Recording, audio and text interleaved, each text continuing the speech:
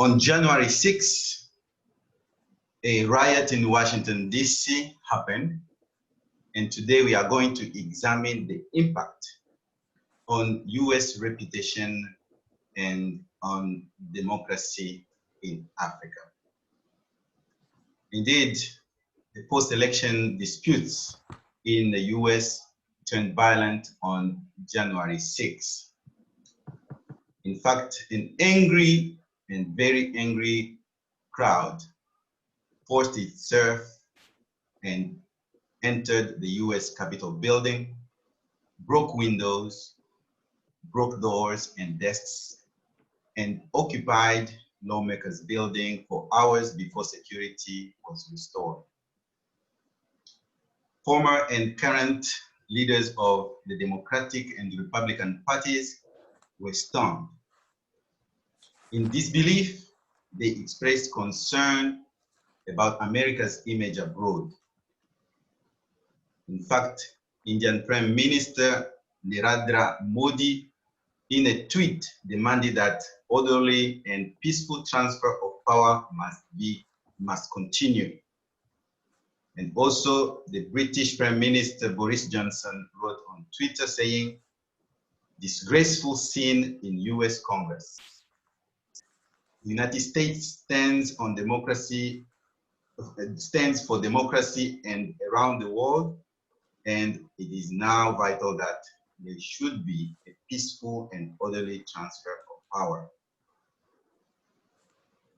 And the Turkish Foreign Ministry was more generous and said in a statement that we invite all parties in US to temperance and common sense. We believe that the US will overcome this domestic political crisis in maturity. At the same time, the Turkish Ministry of Foreign Affairs was urging its citizens to avoid crowded places and avoid confrontation. The world was watching, and the world's autocratic regimes were watching, including autocrats in Africa. This hour, we want to examine the impact of the riot on US image abroad, on US foreign policy, and finally, the implication of the riot on democracy promotion in Africa. With me to make sense of all of this is Father Nelson Adjei-Bediako, Executive Director of the Africa Faith and Justice Network here in Washington, D.C. Good morning, Father Nelson. Good morning, Bahati. It's good to meet you. Good to meet you, and welcome. Good to see you, yeah. Also, Mr. Milton Alimadi, publisher, New York-based Black Star News, adjunct professor of history at John Jay College. Welcome, Mr. Alimadi. Thank you so much. Good morning. Thanks for having me. And finally, Mr. Florindo Shibukut, Executive Director of Friends of Angola. Mr. Florindo, welcome. Oh, thank you very much, Mr. Bahati. And I am Jacques Bahati, Africa Faith and Justice Network Policy Analyst. So without delay, let us examine the first aspect. The US has been a partner of many civil society organizations around the world working on democracy promotion in their respective countries. Now, in the light of what happened on Wednesday, January 6th, does the US still hold any moral legitimacy when it comes to democratic principles? Father Nelson, what is your take on this? Thank you once more, Bahati, for having us on. And in the first place, I would like to say that we're sorry for whatever happened. And I think everywhere in the world is being condemned. All over in this country, people are not happy about what did take place on the 6th of January. And it seems they are still trying to repeat days ahead. And we're praying that this will not happen again and that people will not give in to violence, that they could still have their legitimate protest, but that it should not end up the way it ended on the 6th of January. Having said that, and coming back to your question, is the US losing its moral legitimacy? Yes, on one hand, and on the other hand, no. When you say something is legitimate, you're talking about the right to something, the right to do something or to have something. So in this case, like politically, is a belief that a rule, institution, a leader has a right to govern. And it is a judgment by an individual about the rightfulness of a hierarchy between rule or ruler and his subjects, and about the subordinate's obligation towards the rule or ruler.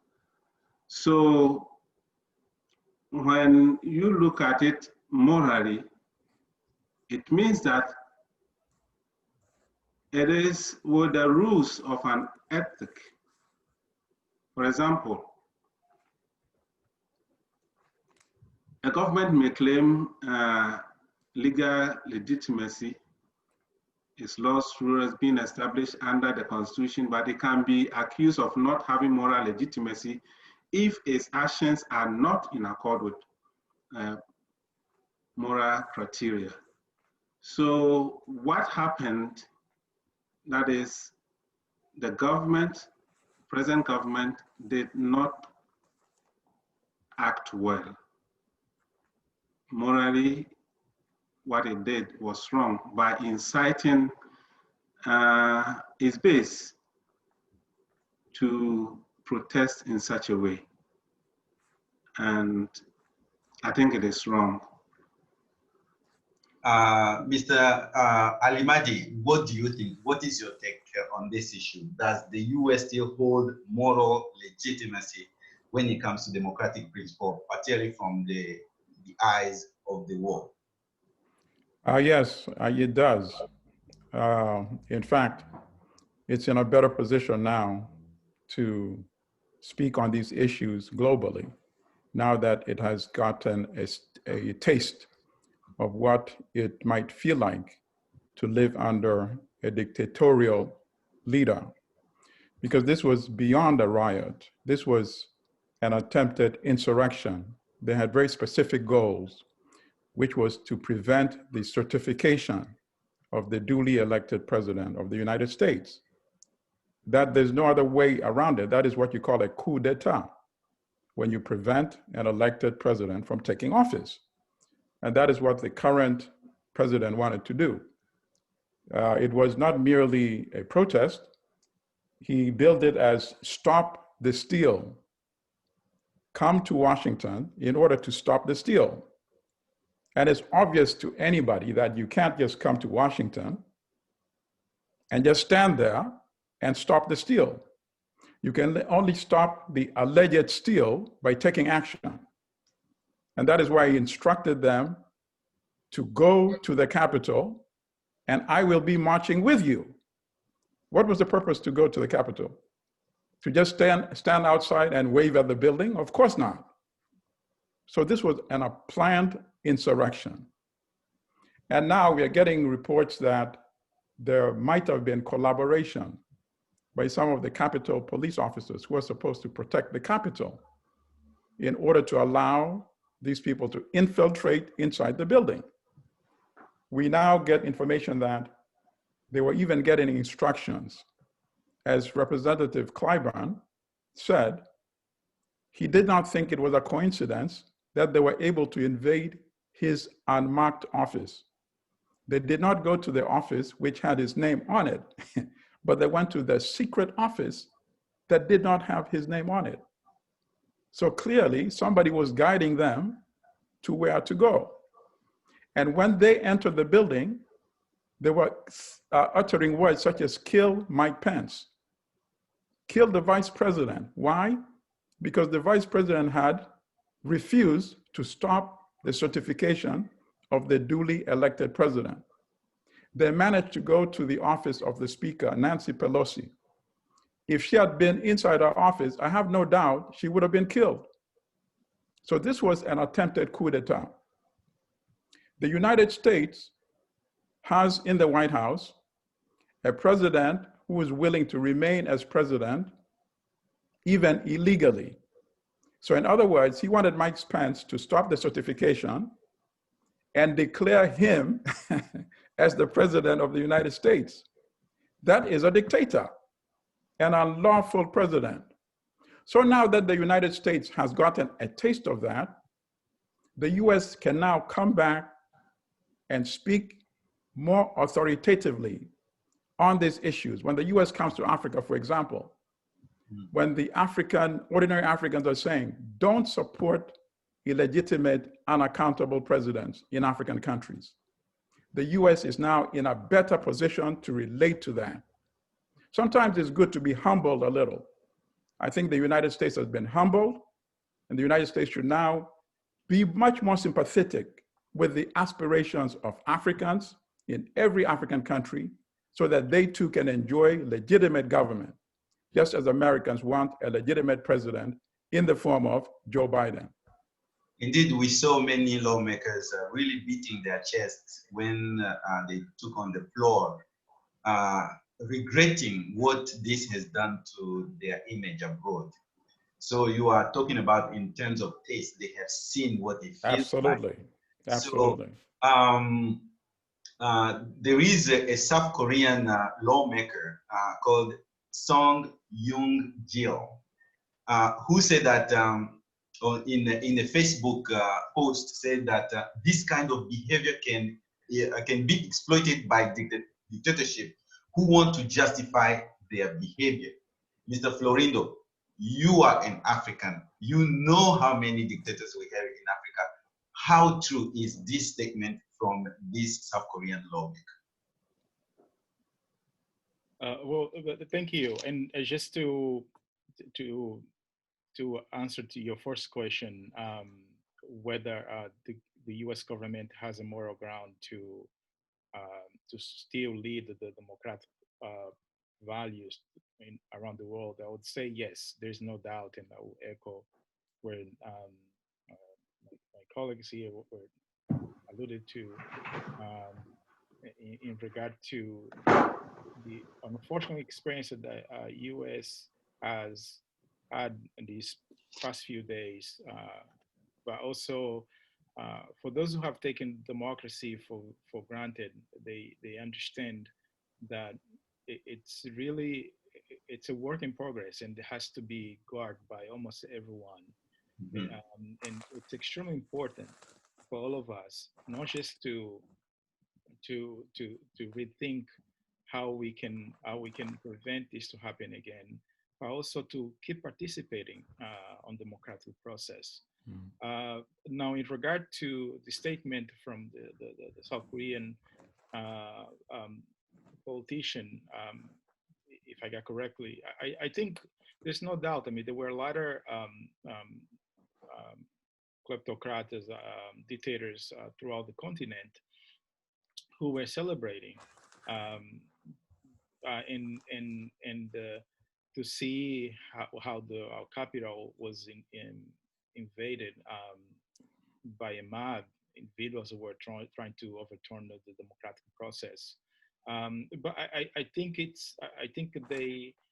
I'm not sure how long they're going to be able to celebrate, because in reality, and it's really, I think U.S. more than before, and I will agree here with Professor Al-Yamadi, that we'll have a better idea as important for us to keep working on strengthen democratic values. After the Cold War, the idea, there are many folks, institutions, individuals who thought that it's ended, and we're focused more on different issues. But my hope is that this time, more than before, we're going to take a step back and rethink how we can strengthen democracy, because I have experienced both the communism and democracy throughout my life, and I'm only 42 years old, and I've experienced both systems. And you know, I mean, it's not a good experience of living under communism. Wasn't a good experience. As a young man, I was already experiencing, of course, seeing people be killed in open. Can you tell us, where did you have this kind of experience? Angola. I'm original from Angola. I was born and raised in Angola. So Angola, just like many African states, they embraced communism right after we became independent in 1975. Mm-hmm. And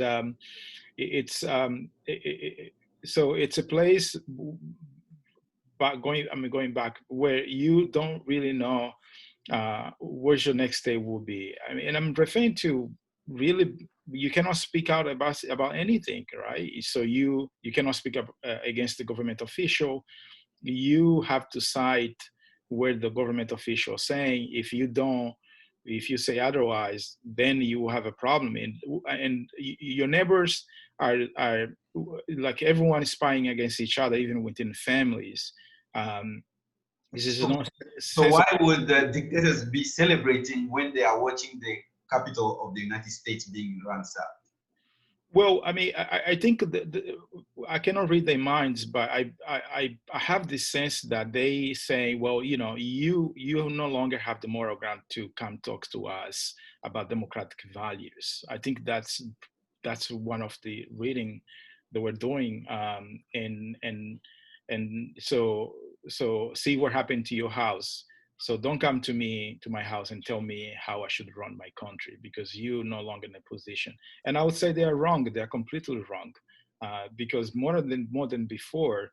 And I think the Biden administration announced not too long ago that they will have a democracy summit, and I hope this will be an opportunity to discuss how we can strengthen democracy, not just in the US, but around the world. Mr. Ali-Mahdi, were the dictators worldwide, particularly in Africa, happy with what was happening on the Capitol? As we know, the US has been lecturing many leaders when it comes to peaceful transfer of power. You hear statements calling on peaceful transfer of power, and that we are watching. So is the statement of this South Korean politician saying that this kind of behavior can be exploited by dictatorship, who wants to justify their behavior, is this statement relevant?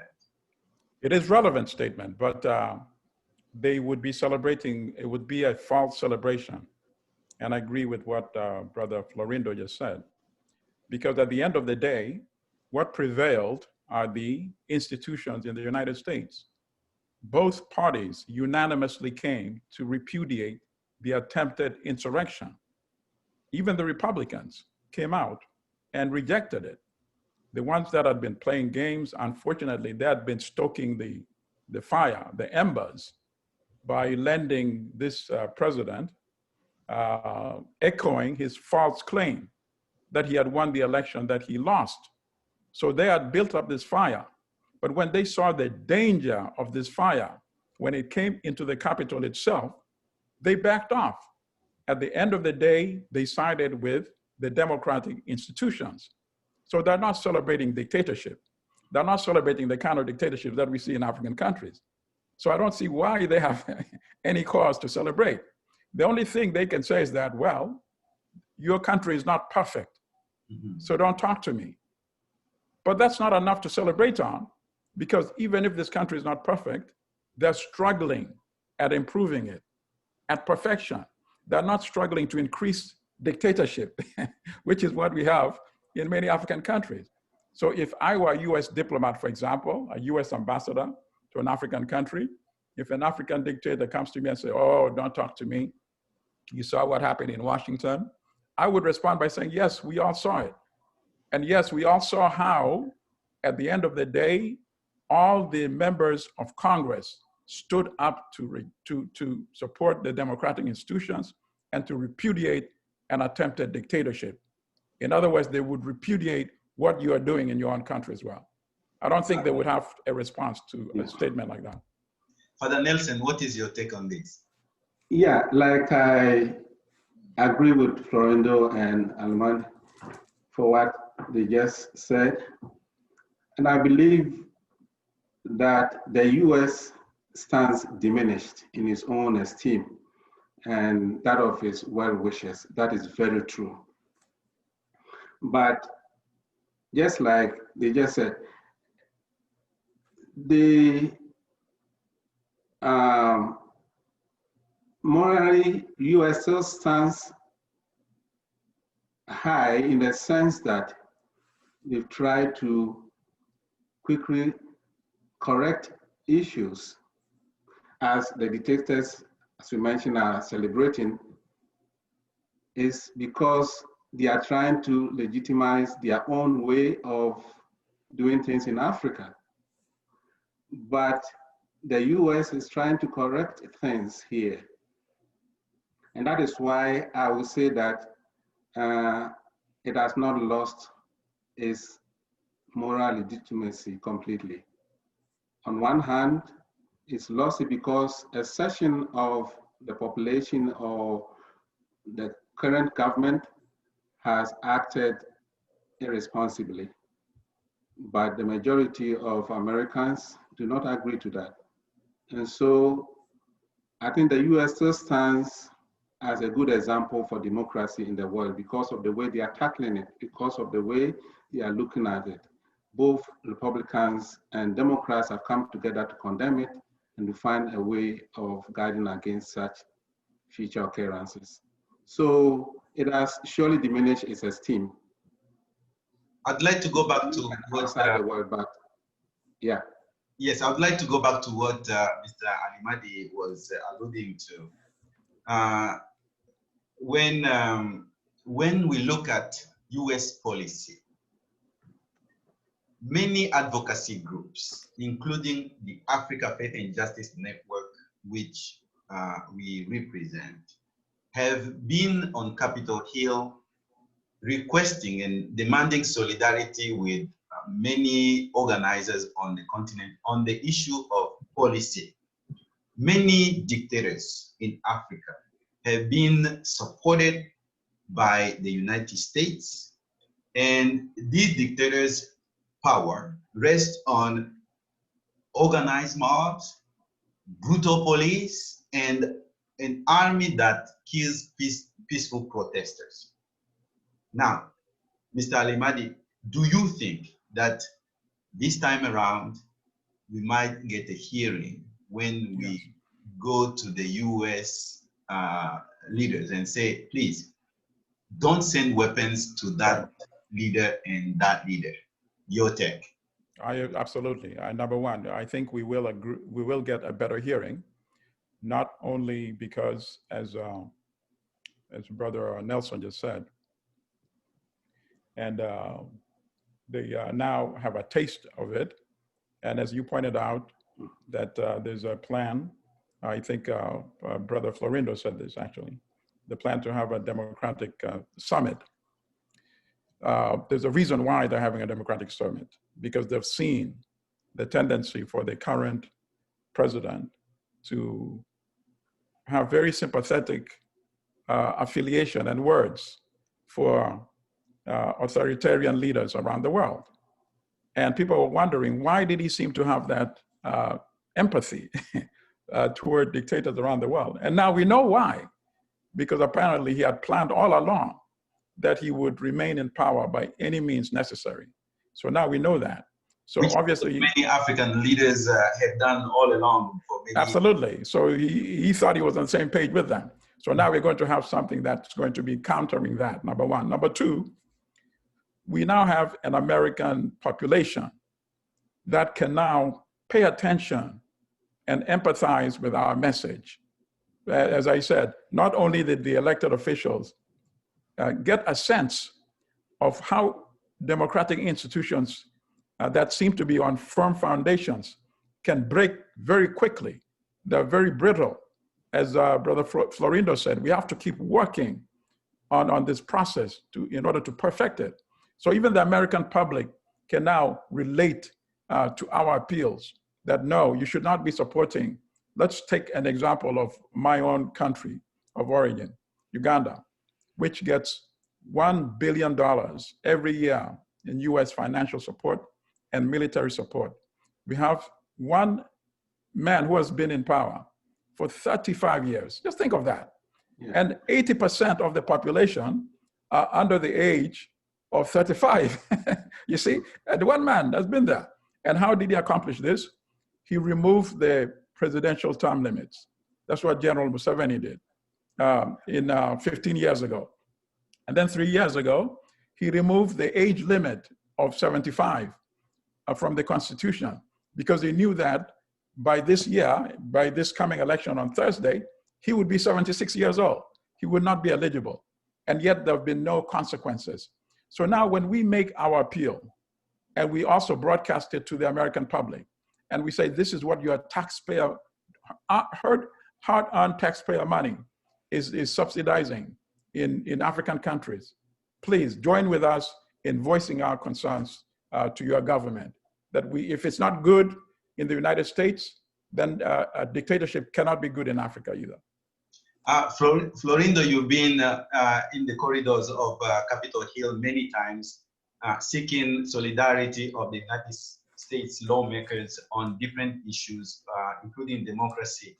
Do you think this time around, some of the issue you have been working on, we have a hearing based on what has happened and the taste that Mr. Alimadi is referring to, that this country has had just for one day, whereas many African cities populations have been actually living under these kind of conditions for years? The short answer to your question is yes, absolutely. I think they will be more receptive to us. I also think that the Biden administration will have on its agenda democracy as, and I hope they do have this. They have not just one summit, but also throughout his administration. Because what happened in the US didn't happen in vacuum. And I mean, the US government has several warnings about the dehumanization of individuals and group of people in the US, to be more specific, about Blacks and then Latinos and religious minorities as well. So there were enough warning, and we know the consequences. We know that when you dehumanize a group of people, individuals, we know the outcome. We have seen that throughout history. You don't have to have a PhD in conflict resolution in order to understand and how the genocides happened before, or the ethnic cleansings, or how the Nazi regime came to power and became so powerful. Hate sells, we know that, but I mean, love always beats hate. We have seen the U.S. again.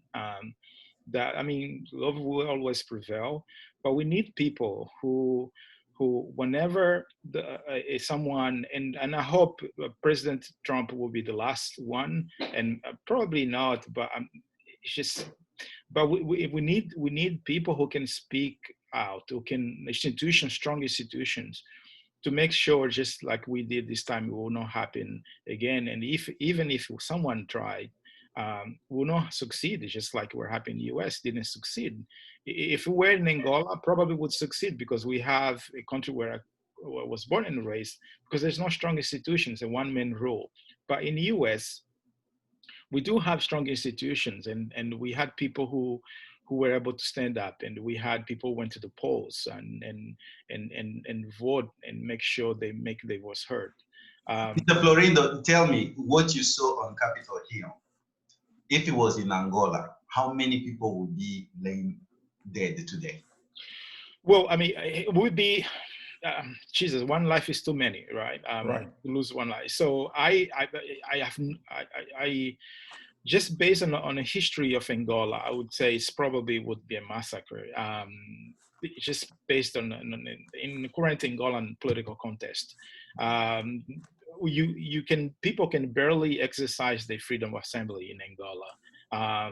Everyone, it's even including churches, they're having problems to sometime to exercise the freedom of religion in Angola.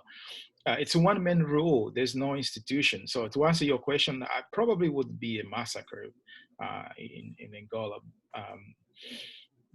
Yes, as I was watching the events unfold, I was wondering, I mean, I was just comparing to different events that I have witnessed personally and learned about, whereas the police would just shoot live ammunition into the crowds.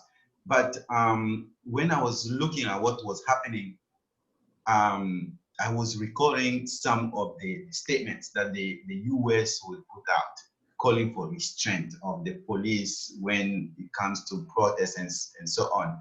Now, going back to the those who are questioning the US moral ground on democracy, Mr. Alimadi, do you think the police in this particular case, projects really what the US stands for when it comes to use of force, knowing also that in this country, there are also voices that are talking about the unproportionate response when it comes to race?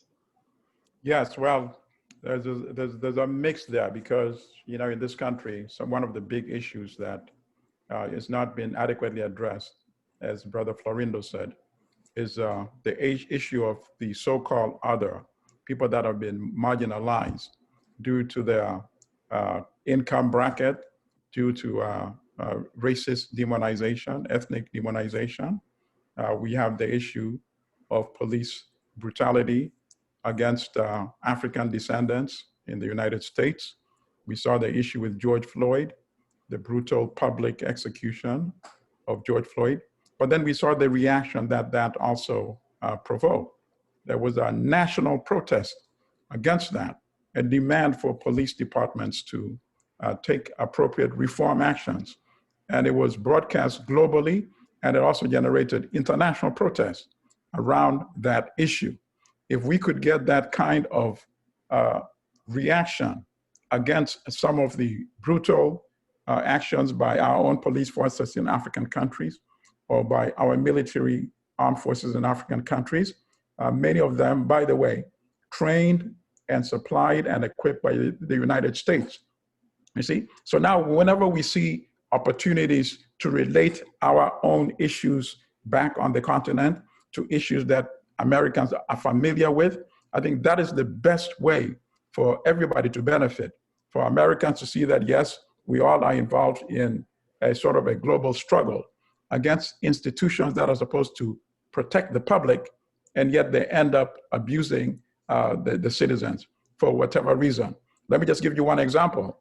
In the ongoing Ugandan election, and some people may have had an occasion to see some of these images being broadcast and video on social media of armed forces and police beating opposition candidates and their supporters, arresting them multiple times.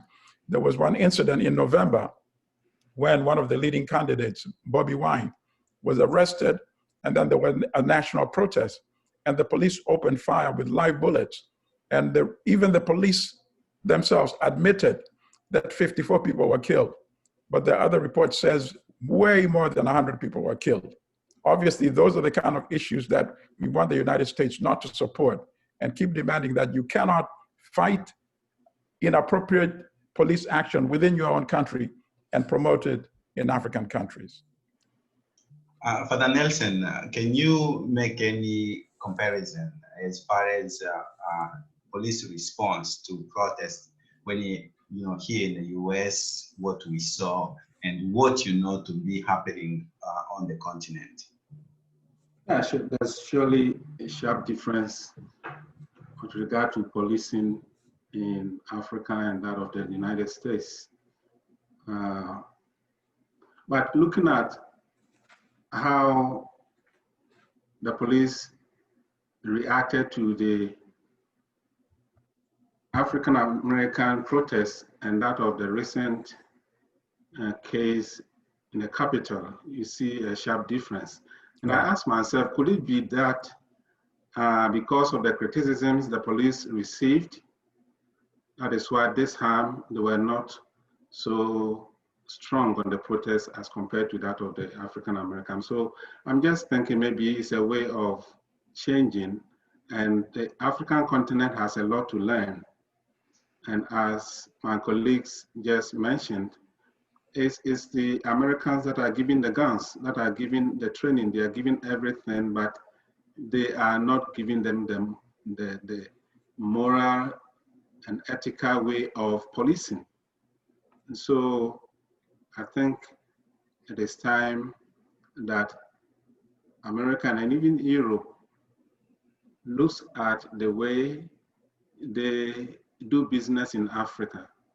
And I think it starts from there, because they do not have African at heart. They think of their own, what they will get, the resources they are getting from Africa, more interested. I mean, they are more interested in that than the people of Africa themselves and what they're going through. So it is time maybe that we look at that issue, that we played with America, that they should not look at what they are taking from Africa or what they are giving to Africa. Whatever support we need should be right away for the benefit of the Africans. So if you look at things that way, I think they will also help with the policing and all other issues that bring in violence in Africa. Mr. Limaji, many times in our advocacy efforts, we have been told to link any of our advocacy points to US interest. So now you express that, yes, we can now work on equal footing when it comes to our grievances on US policy supporting dictatorial regimes. But where do you put that other detail about US interest? Do you think we will really have a hearing because they have had a taste of what African public populations go through under dictatorial regimes, or do we continue in the status quo? Whereas it's our interest and our interest alone that we can act on this. Well, I think our interest should not necessarily be seen as opposed to US interests, unless the US agenda is very odious in some particular cases. So let me give you an example. There's a widespread belief that the US supports Uganda with $1 billion every year because the Ugandan regime supports the US interest in terms of sending soldiers to Somalia to help stabilize Somalia, where the US fears that a very radical movement, and they refer to as Al-Shabaab, could take over power and use that country, much like Afghanistan at one point under the Taliban was used to promote forces that were hostile to the United States and perhaps trained to hit either the United States directly or US assets around the world. So then if Uganda is willing to send 10,000 soldiers there, and Ugandan soldiers are dying, the US prefers to have that instead of US body bags being brought back to the United States. And on this issue, Uganda's been there going on 11, 12 years now. Somalia has not been stabilized sufficiently. And why is this? Because it is in the interest of the Ugandan regime for Somalia to remain unstable. Because if Somalia was stable, why would the US still need Uganda to send its army to Somalia? And then Uganda, if Uganda did not have that thing to sell to the US, it means now the US can actually take a more objective, critical view in terms of human rights issues in Uganda. In fact, on many occasions, Uganda has threatened to withdraw its army from Somalia whenever the US brought up the issue of human rights. You see?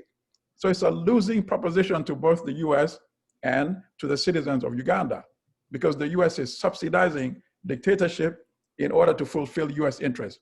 What Ugandans, and indeed what Ugandans have been trying to tell the US is this: the Ugandan military is not the possession of one man. It doesn't belong to the president. You would have a better chance to stabilize Somalia if you invited a number of different African countries, so that you don't have one African leader and his soldiers there, he has his own agenda, and he wants Somalia to remain unstable. But if you're able to convince leaders from maybe have Nigeria as well, major countries, South Africa, Ghana, and other African countries, then they come there and they have a plan. We're going to do this within 5 years. Somalia will be stable and we will withdraw. We will train a professional army for Somalia. And that's a win-win-win situation for the United States and for Somali and for Uganda and for all of Africa. So in that case, we are still all serving the same interest, not the current way it's structured, which is damaging to Africa and to the United States. Florindo, we learned that actually Mr. Jane Wakefield, she's a technology reporter who wrote on Facebook saying that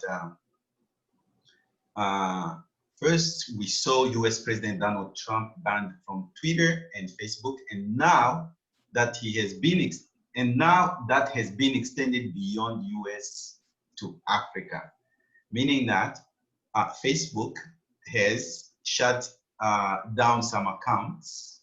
She continued writing that Facebook has shut down accounts belonging to government officials in a country which I don't want to name for security reasons for myself and our partners in that country.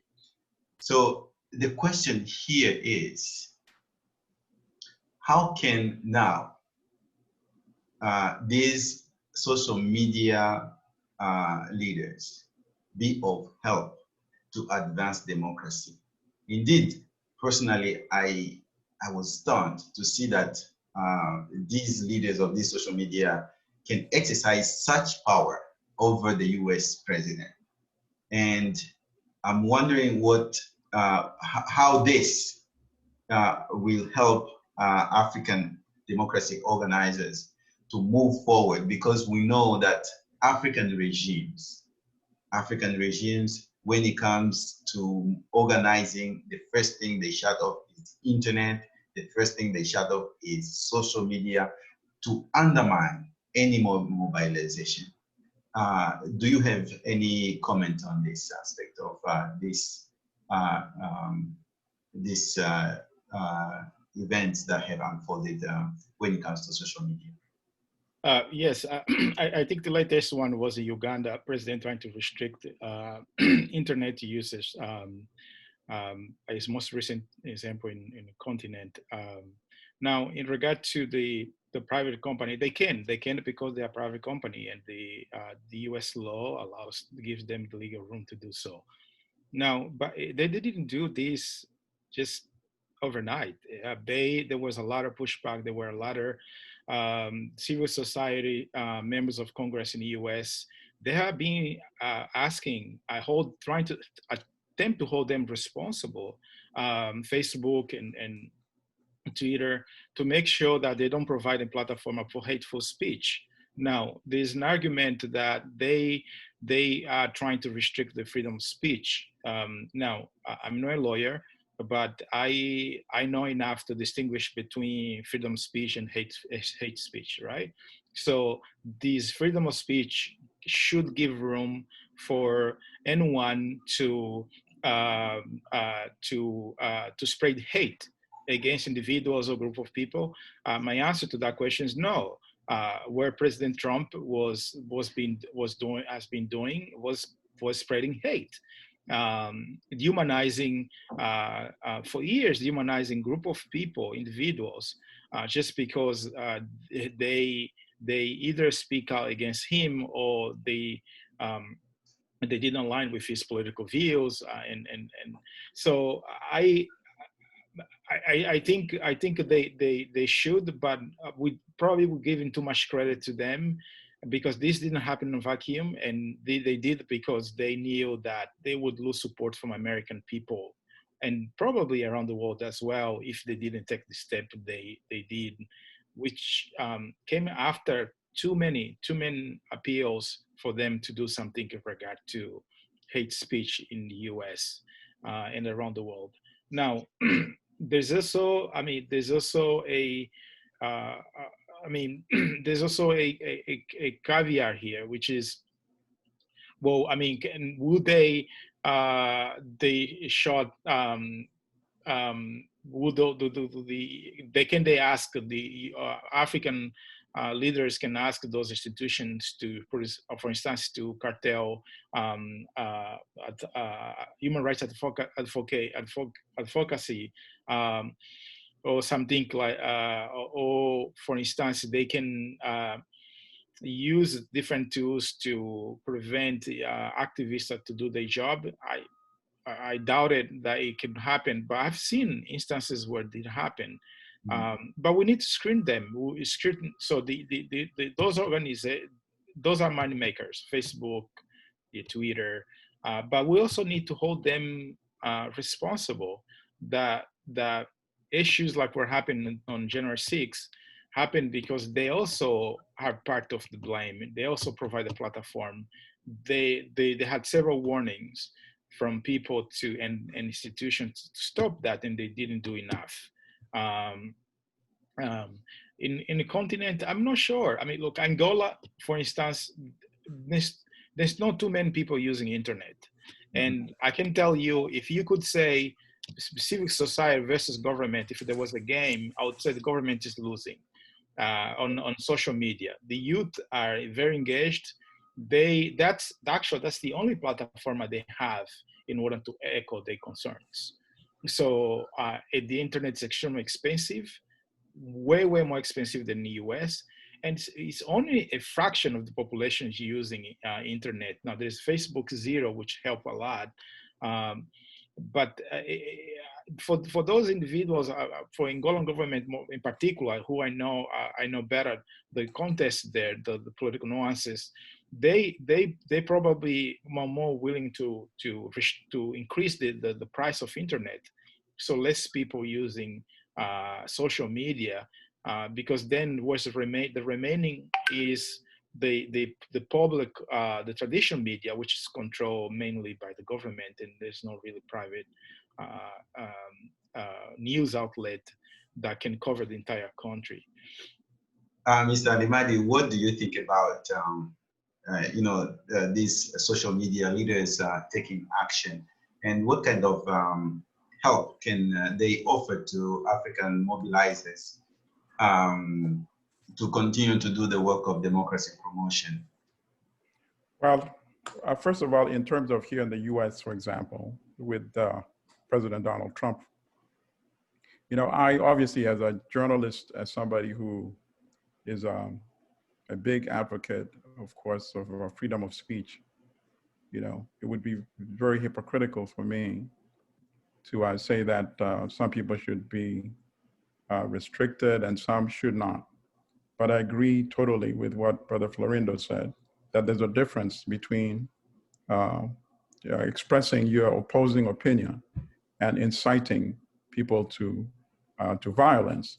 In fact, I had been tweeting for many weeks now, and 3 days before Twitter first suspended Donald Trump and then banned him permanently. 3 days before that, I had tweeted, and I had tweeted that Twitter should consider suspending the president until after the inauguration of Joe Biden, because obviously in this case, I was concerned by his ability to mobilize through Twitter to incite people to violent action. So I was not trying to suppress his odious views, which I totally disagree with, like demonizing people of different ethnicities, demonizing people of different religion, Islamophobia and all that, very repugnant views. But and there's a difference between that and then inciting people toward violence against them. And I thought this window between now and the swearing in is so critical that I think he deserved to be suspended on that ground. Now, banning him permanently, that's a whole different issue that we would need to explore further.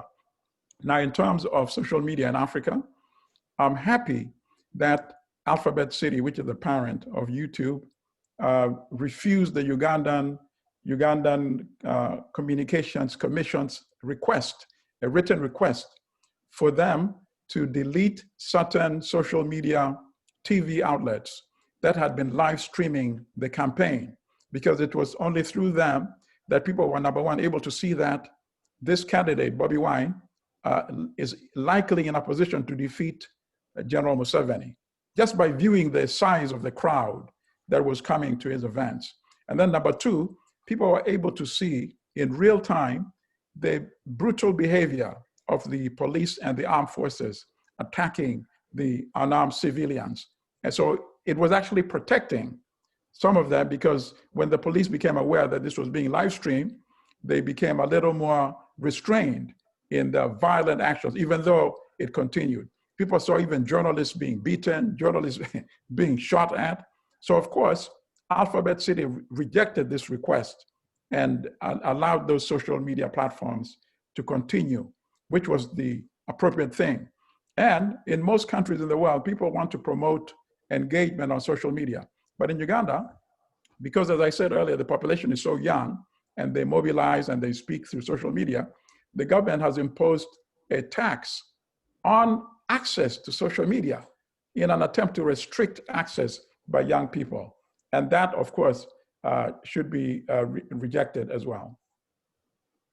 Thank you so much. We believe that access to information is one of the tools that will continue to advance democracy in Africa, because people are able to mobilize without going, traveling, and so on. And so there is some benefits to that. I want to thank you all for participating in this panel discussion. I would like to underscore that the views expressed by the panel members do not necessarily represent the views of the Africa Faith and Justice Network. And Africa Faith and Justice Network certainly condemns all forms of violence and believes that peaceful protest is a right, and people should be able to call attention to their leaders to issues they are more passionate about. And also America's strong institutions, we believe they are resilient, and we believe that the US will continue to be a model of democracy, of the democratic governance in the world, because these institutions that they have put in place, they are very strong and they can withstand any challenges from what we see. And then also democracy is an ongoing process. There are, I think there are many people who are still willing and looking up to the US for solidarity in terms of democracy establishment in their countries, because they see it as an alternative, a better alternative to autocratic regimes. Once again, I want to really thank you all for engaging these issues. Africa Faith and Justice Network is a non-partisan organization faith-based advocacy group. But the issue of democracy is one of the priorities of our advocacy. What happened on January 6th does not in any way represent the values we want Africa to have. And that is why we took this time to have this conversation as we continue to do our advocacy. Thank you, and thank you. have a nice day. Thank you very much. so much. Bye-bye. Thank you.